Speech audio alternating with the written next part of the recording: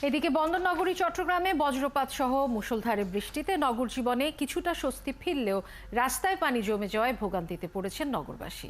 সোমবার দুপুরে ঘণ্টাখানেকের বৃষ্টিতে নগরীর বেশ কিছু এলাকায় তৈরি হয়েছে জলাবদ্ধতা। রাস্তায় জমে থাকা পানি যানবাহনে ঢুকে পড়ায় দুর্ভোগে পড়েছেন চালক ও ঘরে ফেরা মানুষ।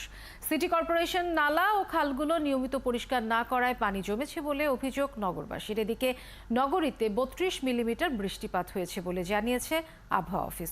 সেই সাথে নদীবন্দর সমূহে ২ নং নৌ হুঁশিয়ারি সংকেত দেখাতে বলা হয়েছে। রাস্তাঘাটে পানি হয়ে গেছে, এখন আমাদের গাড়ি নিয়ে যেতে খুব কষ্ট হচ্ছে, গাড়ি হঠাৎ করে বন্ধ হয়ে গেছে। রোড ঘাট সব পানিতে জমে গেছে, নালা টালা পরিষ্কার কম।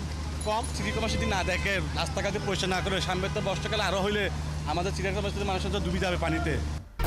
১, ২, ৩ ঢাকায় জমি জিতে নিন ১০০% ক্যাশব্যাক সহ ২০ কোটি টাকার পুরস্কার।